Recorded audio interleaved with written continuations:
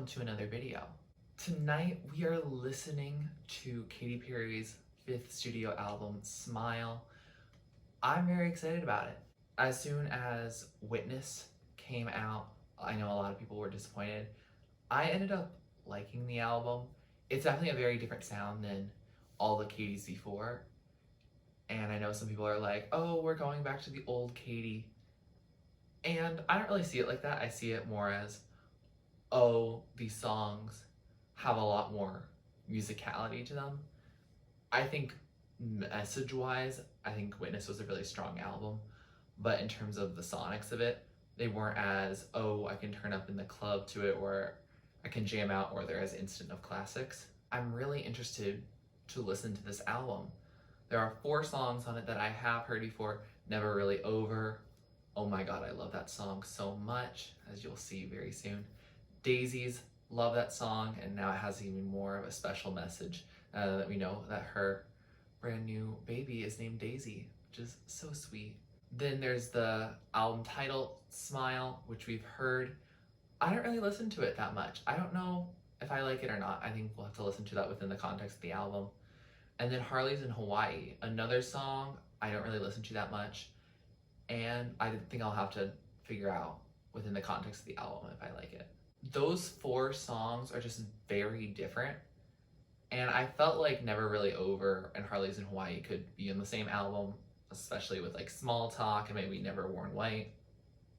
And I don't really know exactly why Never Really Over and Harleys in Hawaii made it to the album, but Small Talk and Never Worn White didn't. I think Never Worn White would have been a good song for this album just because of how much it matters to her, and that it announced that, hey, she's engaged and she's pregnant. Wow, how exciting.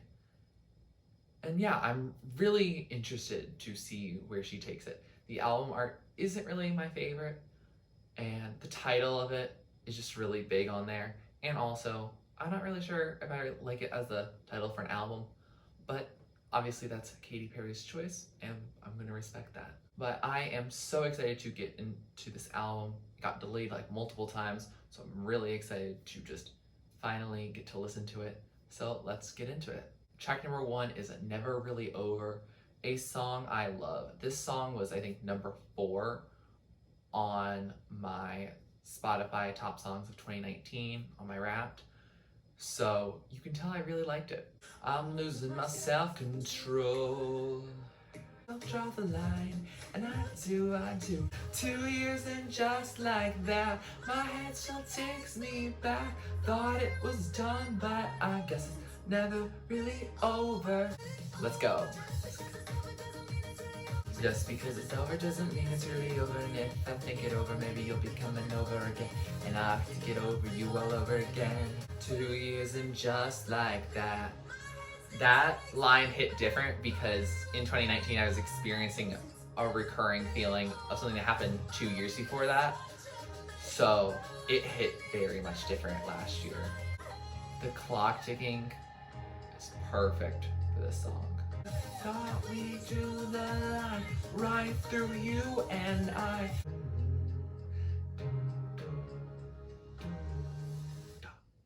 Perfect.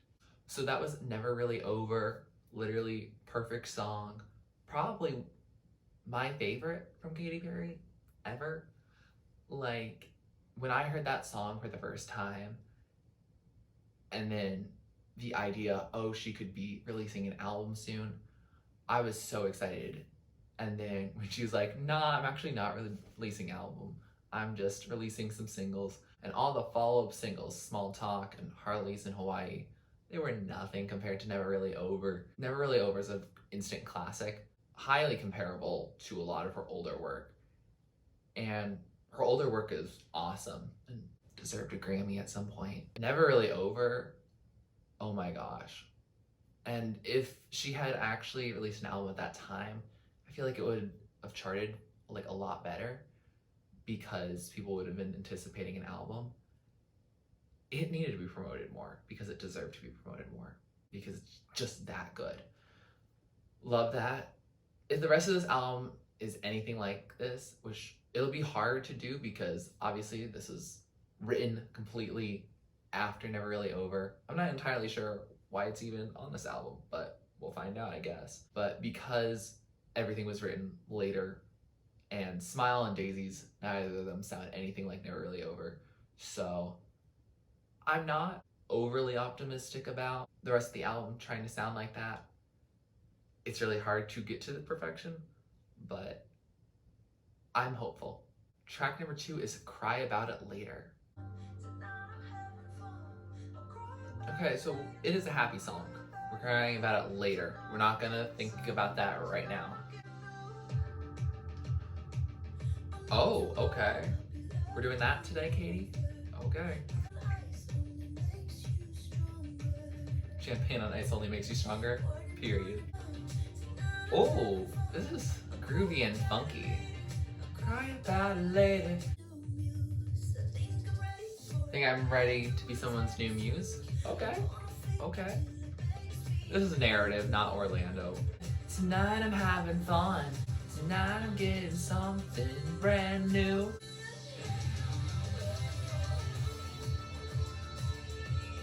I love that. Oh, we're gonna end this song with this? Yes, yes, yes. Something brand new. So that was Cry About It Later. Oh, okay. Okay, Katie. Katie, Never Really Over, Katie was like, here, I'll give you another song that sounds similar to this. I was expecting for Never Really Over to just be at the start and then it was like, okay, everything after that. But instead, sonically, that's cohesive. The song is very cohesive with Never Really Over. And I appreciate that. It doesn't feel jarring at all. It's a fun song. I mean, Never Really Over, she was like, I can't get over this person because it's never really over. And now she's like, oh, I'll think about that later. I'll cry about it later. Tonight I'm going to have some fun. And it is a fun song. Ooh, the very fast bass in it. Just percussion. Love it. It's just a really fun song. And I think it's clever also that we're listening to this new music. And she's like, tonight I'm getting something brand new. And that's what I'm getting right now. And this brand new song sounds good. Tonight we are having fun and I'm happy about it. Track number 3 is Teary Eyes. This sounds a little more witnessy. I'm fine.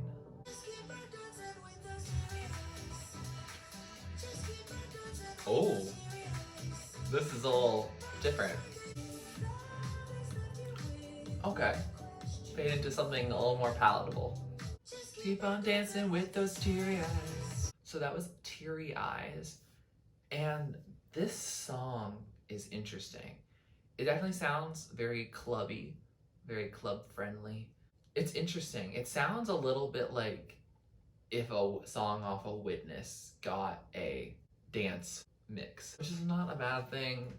Like Witness, as I said before, the messages on it are killer. The production are not always everyone's favorite. And for this song, like, her voice is beautiful. There's something about it that just felt off for just me personally. And that's probably just a me thing, not an everyone else thing. So don't get that twisted. It's probably on me. So if you like this song, sorry. It's not my favorite, at least on my first listen. But yeah, it's just there. I like the message of it, of just keep on dancing even if you're crying. Looks like it is later. They're crying about it now. I think sonically, it doesn't end up being to the same level as Never Really Over or even Cry About It Later. Track number 4 is Daisies, a song we've heard, a song we love. I wouldn't classify it as a Never Really Over, but it is still a very amazing song. I guess you're out of your mind till it actually happens. Period. That's some tea right there. Till they cover in daisies, daisies, daisies. Put all our hopes in a box in the attic. I wish we all believed in magic still. This chorus, especially with the high daisies at the end of it, Her vocal ability is showing off on Never Really Over and Daisies, and maybe that's why I really like it. Daisies! So that was Daisies. As we knew, an awesome bop. We love that song. In the context of the album, the message is similar-ish, but it doesn't flow nicely from Teary Eyes, and sonically it doesn't flow much at all either. So great work with this song. The overall message is there. I don't find it cohesive with the first 3 tracks, but maybe that's just me. Maybe y'all do. But I do enjoy the song, and it has a nice message, and it has even a greater meaning now because, as we know, her baby girl is named Daisy. I read in an interview that she didn't know if the baby or her album were coming first, and it literally was by 1 day. So it was close. Track number 5 is Resilient. There's gotta be rain if I want the rainbows. Yeah. Ooh, I like this production. Resilient. You're gonna watch this flower go right through the cracks. Daisies. Focus my vision, 2020 vision.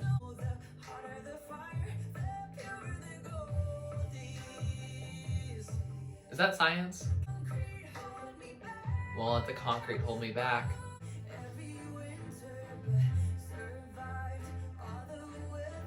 You died every winter, but survived all the weather. How does that make scientific sense?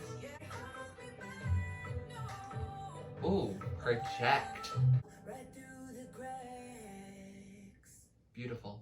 So that was Resilient, and I quite liked that one. It was a nice follow-up to Daisies, both in terms of message as well as sonics. It was very cohesive sonically. Not really acoustic, but very stripped back, and I quite liked it. It was a good song. There was a part where I thought it was going to build into something much less minimalist, but that never happened. I thought it was going to happen, but I'm happy with the result regardless. It sounds good. The message is good. This is just a feel-good album, it seems like, and I really appreciate it. It feels, though, like the first 3 songs are like one section, and then Daisies and Resilient are in a different section. They're just different colors in my head, if that makes sense. And I really like them, but it does feel like we're in different chapters. Track number 6 is Not the End of the World. Okay. You're gonna be building up to something here now? Oh, shit. Okay. That was a long wait between the start of the build and then the actual drop. Don't lose hope. Yeah, that is still such a large lead up. There's a whole like 5 seconds between when it releases and when it drops. Is that the ticking from Never Really Over? I'm glad this production finally just went into the chorus. It feels better this way, honestly. Bye. So that was Not the End of the World. And that song was interestingly made. I'm still confused about the bass drop and how long we waited for it. But I did enjoy the song sonically other than that. Like, the rest of the song sounds good. The message is still on point. This message of this album is still very much a happy, happy, happy, which I like. And then there's Never Really Over the beginning that's like, we're not happy. So, interesting. This song in particular, I like how it's mixed. I just wish she got, it's not the end of the world, instead of, it's not the end, no, it's not the end of the world. And maybe it's because she's like, oh, it's not the end of this phrase, so I'm gonna continue it. Maybe that's the cleverness in Katy Perry, because she is a really clever person. I'm not going to deny her that. Yeah, I think I'm just gonna have to get used to that. The production kind of takes me back to the first chapter that I was talking about, rather than where we were with Resilient. So, maybe I'm gonna have to listen to this album multiple times. I mean, I will, but maybe I'll need to actually re-listen to it multiple times just to form a sense of cohesion with it. Either that or it's not cohesive. I don't know. Track number 7 is Smile, a song we've heard, a song that we still are making our mind up about. So let's hear it within the context of the album. Yeah, I'm thankful. Scratch that, baby, I'm grateful. Is there a big difference between thankful and grateful, that you can scratch it and it means something different? There's a lot of puns and wordplays here that I still can't appreciate after just a couple of listens. I'm gonna have to read those lyrics. I don't know how I feel about this bridge just being pulled back from what the rest of the song is. Finally got back that smile, smile. So that was Smile. And within the context of this album, I think just thinking of this album as a positivity album, I think it works. I think I like it better now. Maybe my speaker before was kind of just trash because it felt like weirdly mixed before. And it doesn't sound weirdly mixed anymore. So maybe that was just how I was listening to it before.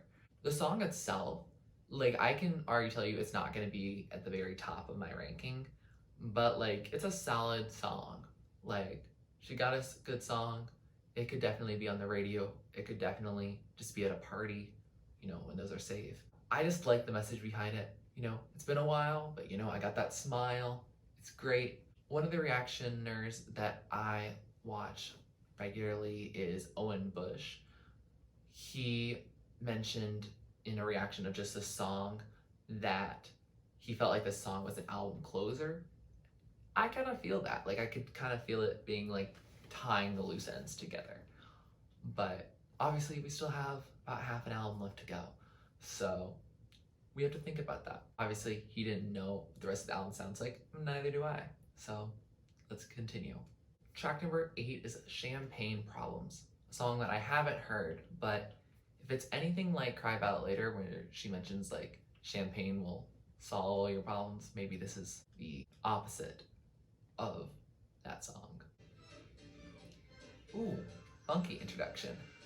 Slow, slow, fast, fast, fast, fast. I love that. Ooh, this is a very club kind of vibe. We got champagne problems now. Oh, interesting. Sounds very similar to Cry About It Later in terms of the content. All we're worried about is alcohol. Ooh, I like how it dropped into the chorus. Ooh, that's a drop. Not the end of the world should learn. So that was Champagne Problems, and I was incorrect. It is a very similar vibe to Cry About It Later. It is very much in line with all we have to worry about is the drinks in our cups and having a good time. We're not worried about the real world. What's real life anyway? I like this song because if Smile is very maximalist in its production and makes it feel like you just ate a bunch of food, this is very much like I feel light as a feather. I'm just crossing the dance floor, just having a good time. I don't know if that metaphor made any sense, but that's how I'm visualizing it. Smile is like you're just at a party that's a potluck or something that has food and you're gonna eat a lot, versus Champagne Problems sounds much more like a club dance. Hopefully you ate before, because if you're having champagne problems, it's good to have a full stomach, but you probably didn't pig out and eat a freak ton of food. Anyway, yes, I enjoy this song. Track number 9 is Tucked, which is an interesting name. I wonder what it's about. Nice, smooth transition. Ooh, I like that run. I keep you tucked away inside my head. Aw. In reality, we're a mistake. Oh. Yikes. Harleys, I can put us in a mansion.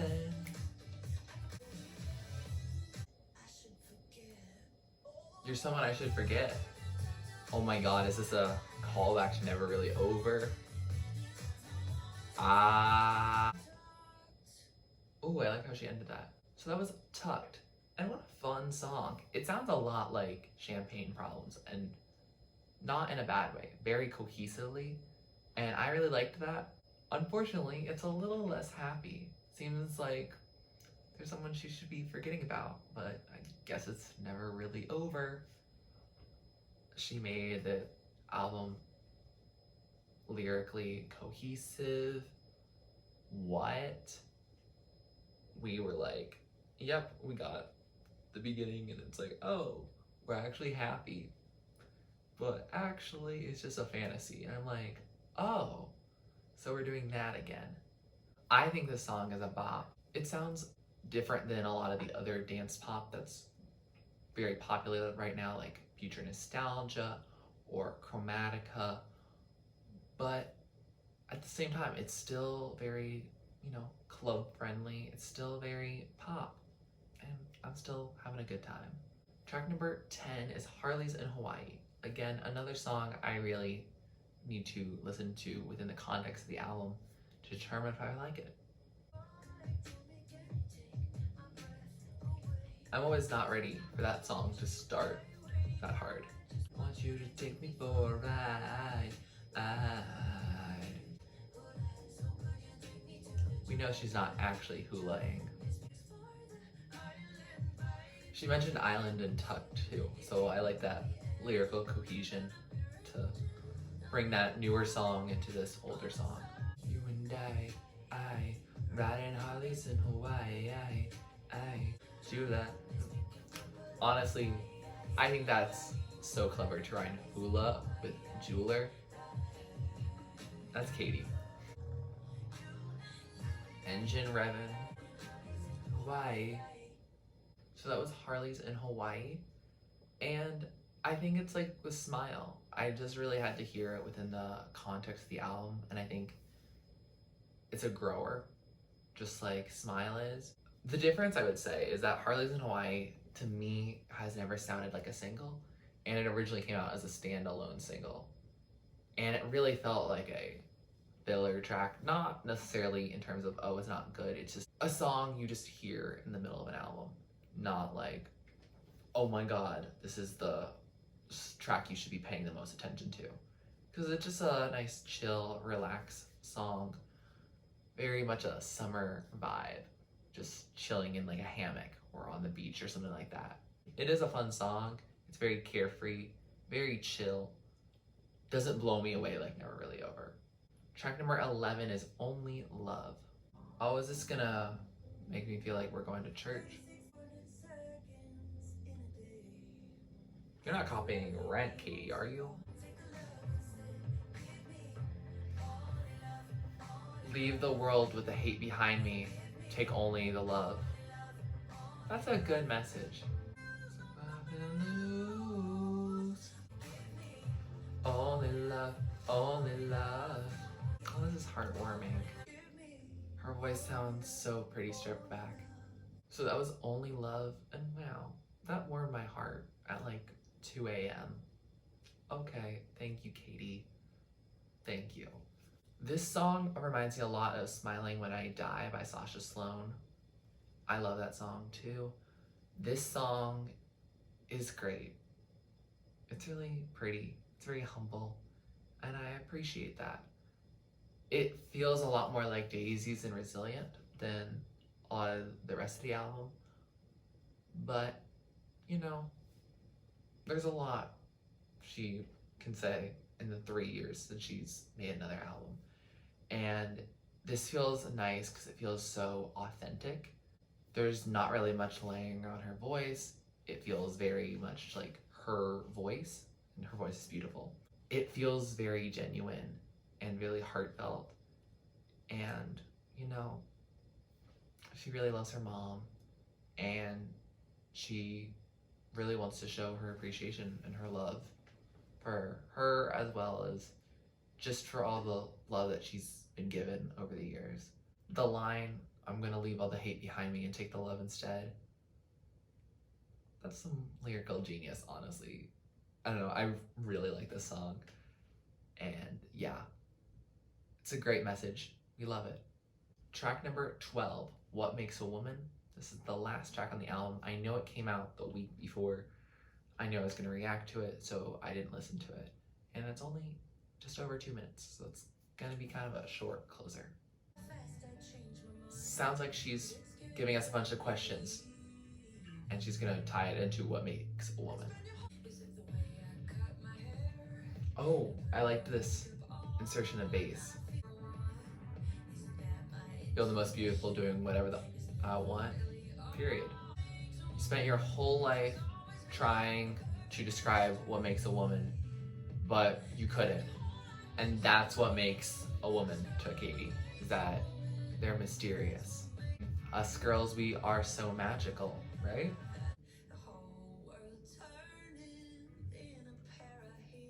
Who run the world? Girls. Did you just say there it is, Catherine? So that was What Makes a Woman, and wow, what a way to end this album. Feels almost like we ended with Boys Will Be Boys from Future Nostalgia. Yes, a feminist anthem. We love a feminist anthem. This one, I get the meaning behind it, and I think it's just a song that's not for me, frankly. Because I think in terms of guys liking this song, it's really gonna be the straight men who are just so like enamored by women especially, that are like, what do I do with a woman? And like, there's nothing wrong with putting women on a pedestal. We love that. But sonically, it doesn't strike me as exciting as some of her other songs. And I don't think it's the content that's causing that. I think it's just how it's set up. I think it's not going to get as much radio play as maybe like The Man by Taylor Swift. And I feel like when I talk about feminist anthems, I always refer back to The Man with that. But I just think it being catchy and it being feminist and empowering don't have to be mutually exclusive. I think there can be both. I think that's how the message is going to get spread a lot better, in my personal opinion. Y'all are more than happy to like the song. With all that said, we have finished this album, and wow, I thought this album was gonna feel very short because it's only 36 minutes, but I feel like I've been recording this for a long time, and like, I feel like the songs, even though they're short, they have a lot of impact with each one. I do really like it. I think it's very good. Overall, I think there's like 2 different parts of this album, like Daisies, Resilient, and Only Love sound like a different album than like What Makes a Woman, Smile, Champagne Problems. Like, there feels like there's a split, and I don't know how to rectify that. Maybe that's something that just after more listens, it's like, oh, this is a cohesive album, Eric. You're just playing with yourself. And maybe, you know, it's just like, oh, we just have all these tracks together because they all came out around the same time. And I think it's interesting going with that idea because, as I said before, I wasn't sure how all the singles were going to fit together because I didn't feel like they belonged all in the same album. But I think overall I do like the album. I don't know how much I like it as an album versus like songs individually, but I think that'll just take time with me. Do I think it's one of the best pop records of the year? I don't know. I think obviously this is my first time listening to it, so I can't really judge that. I think like awards for like pop albums this year, especially with Future Nostalgia, Chromatica, now Smile, and I'm sure there's more coming soon. Like, there's gonna be a lot of competition. It's gonna be very intense. It's not one winner for sure. So I'm really excited to see how that all shakes out. I hope everyone gets the awards that they deserve. And I'm really happy that Katy Perry has released a new project. In terms of ranking it among her previous albums, I can't. It sounds different from her old work, similar but very different, and also, again, my first listen, so can't really. With all that said, here are my favorites. So this is after listening to it a couple times. And so top tier are my absolute standouts, the never really over territory, basically. Then second tier is songs I like. I've added them to my playlist. I'm going to be listening to them more, but they're just not to that level. And then bottom tier is not really my thing. That doesn't mean it can't be your thing. That doesn't mean the song is bad. It just means it's not for me. I'm probably not going to be listening to it that much. Thank you all so much for watching. If you like this video, please like it. Please comment down below what you'd like me to react or listen to next. Please subscribe to my channel if you're not already and you'd like to be. And thanks for watching. This is TurtleStormer. Catch you later. It's storming turtles from out of the sky. Turtles don't need to know why. Smile big, open your eyes. It's storming turtles, it's storming turtles from out of the sky. Turtles don't need to know why. Smile big, open your eyes.